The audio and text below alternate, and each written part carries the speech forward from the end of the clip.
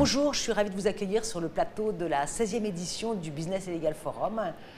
Nous sortons d'une table ronde qui traitait de la conformité des Chief Compliance Officers et de savoir pourquoi c'était une fonction clé au sein de l'entreprise et quels étaient les enjeux de cette fonction. Je suis ravie d'accueillir sur ce plateau 3 des intervenants qui étaient sur cette table ronde. Olivier Catherine, vous êtes le secrétaire général de Sonepar.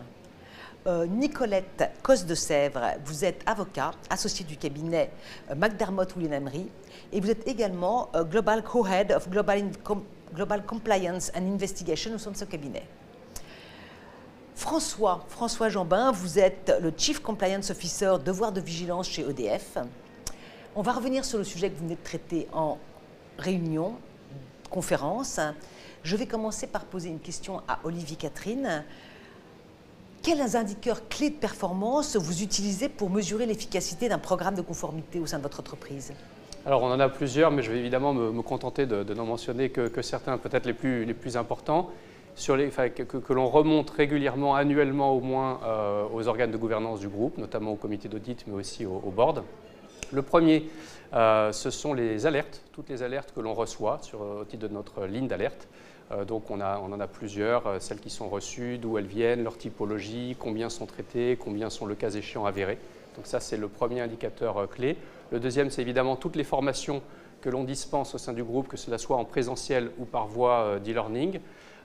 Et le troisième ce sont les remontées que l'on a à l'occasion des enquêtes annuelles de satisfaction qui sont réalisées par un organisme tiers mandaté par nos directions des ressources humaines, dans lesquelles on a inclus déjà depuis quelques années des questions sur l'éthique, sur le confort des salariés par rapport au programme de conformité du groupe et par rapport notamment à la ligne d'alerte du groupe.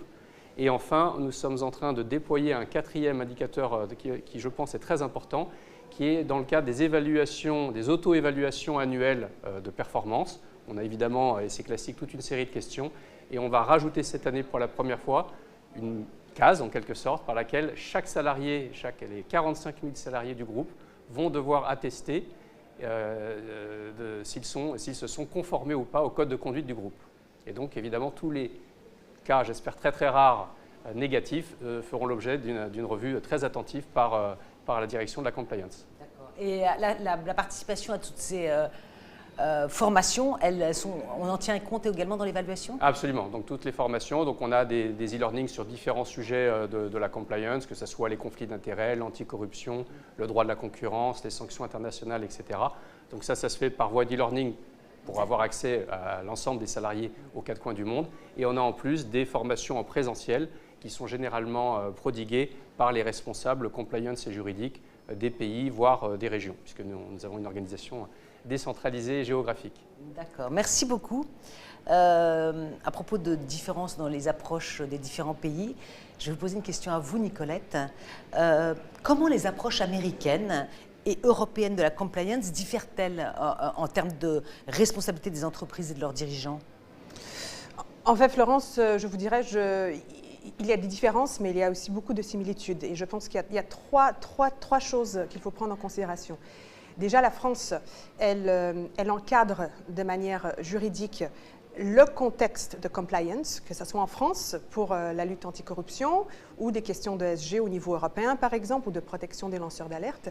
Tandis qu'aux États-Unis, on a toujours le contexte des bons standards, très fortement encouragés et utilisés souvent en moyen de défense, où on n'encadre pas encore les mesures de prévention en termes de lutte contre la corruption, en tout cas dans les industries hors secteur financier. Ça, c'est la première peut-être observation. La deuxième observation est dans certaines industries, comme l'industrie justement des marchés financiers, le rôle du Chief Compliance Officer est encadré. Il y a des compétences financières qui sont requises de par la loi, il y a une structure qui est imposée et le tout est plus ou moins semblable entre les différents pays du monde occidental.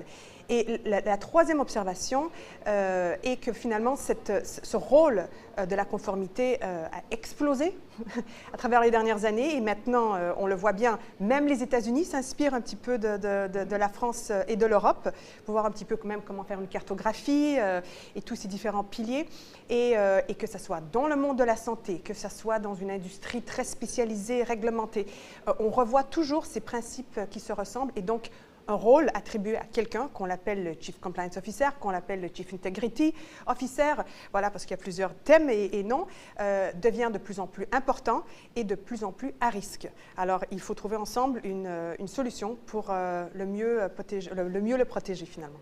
D'accord, donc parfois, c'est la France et l'Europe qui peuvent inspirer les États-Unis sur ces process. Tout à fait. C'est une bonne nouvelle.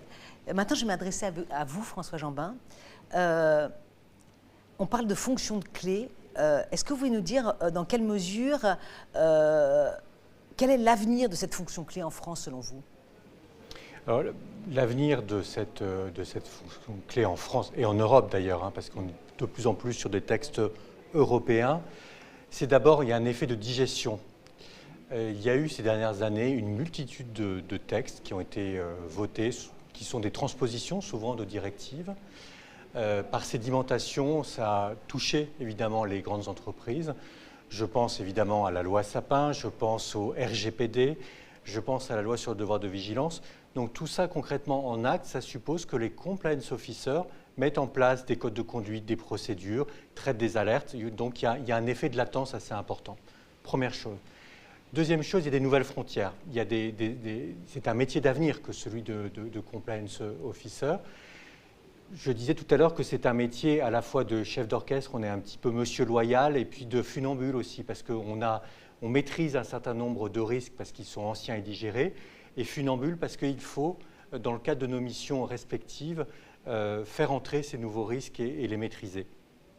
Et le sujet pour moi porteur, c'est l'IA, l'intelligence artificielle, c'est un sujet qui va évidemment nous remplir, et puis la RSE, que ce soit par le truchement de la loi sur le devoir de vigilance, en matière de santé-sécurité, environnement, droits humains, la CSRD avec le reporting extra-financier, ce sont de nouveaux territoires qu'il va falloir conquérir. Alors comment on va faire tout ça? Ça nécessite une organisation qui soit structurée. Toujours la même chose, c'est très important, il faut pouvoir finalement s'adapter à ces nouvelles contingences. On l'a fait tous. Il y a eu la crise Covid, on a réussi à intégrer malgré tout et maîtriser ces sujets. Il y a encore des bouleversements géopolitiques qui nous ont touchés via les sanctions internationales par exemple, mais les entreprises s'adaptent, elles sont résilientes, donc ça, j'ai aucune difficulté par rapport à ça. Il faut aussi que l'instance dirigeante s'engage. Ce sont là aussi les préconisations, notamment de la loi Sapin, mais pas que. C'est important qu'on ait derrière nous la gouvernance qui s'engage sur ces sujets de compliance. Il faut que nous soyons de meilleurs communicants, c'est très important, parce que la compliance est une matière un petit peu technique, parfois juridique, et pour être comprise et suivie des faits, il faut la vulgariser. Et je pense beaucoup, par exemple, à la notion de legal design. Dernier élément aussi, avant-dernier peut-être, être business partner. Il ne faut pas aussi qu'on soit bloquant, il faut qu'on accompagne le mouvement des entreprises vers plus de sécurité, en gagnant des marchés, mais en étant effectivement ambitieux en matière de compliance. Et dernier point, une vision stratégique, j'y crois beaucoup. Je pense que les compliance officers ont un rôle stratégique à jouer. Je pense à la RSE encore une fois qui est une matière importante. C'est à la fois réfléchir sur les impacts qui sont créés par l'écosystème sur l'entreprise, les risques, mais aussi les risques qui sont causés par l'entreprise à l'écosystème.